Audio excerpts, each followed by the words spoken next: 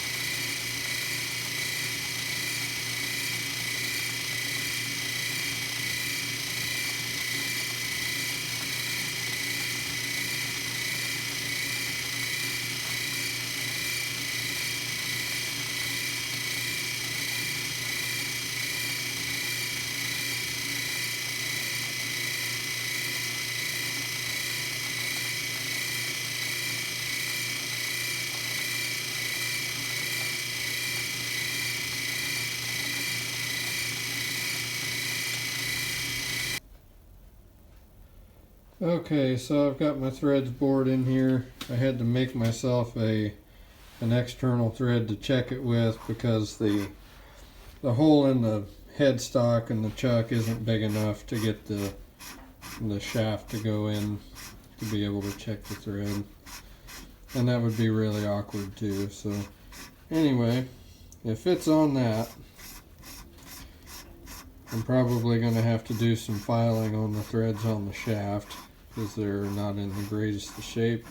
Let's see if this fits on the shaft.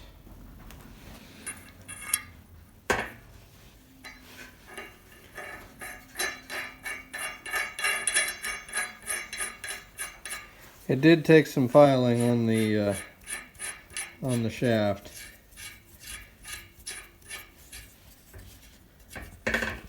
Whoops, sorry about that.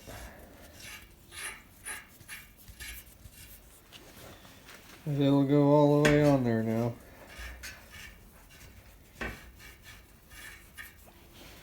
Alright, so we're one step closer.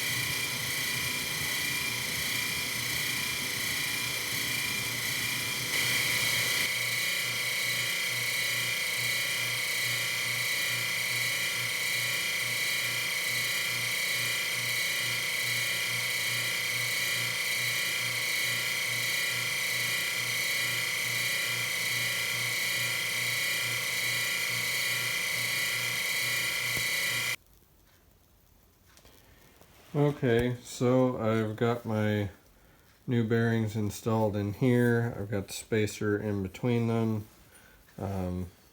Got my new nut finished.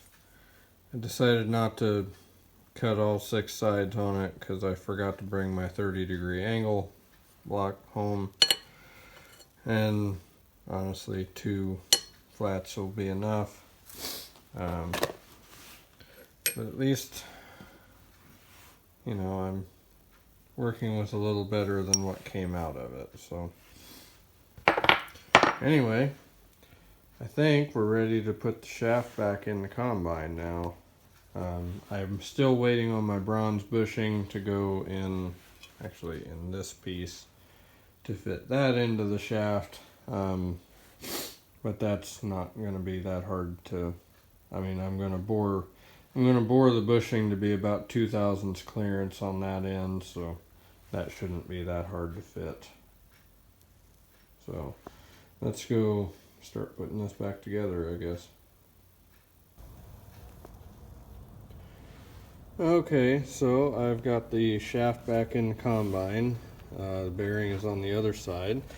I went to put the bearing in this side and realized something's not right. And I went back to the parts book and realized that I hosed myself again. So anyway, the picture that's in here, this is a later parts book,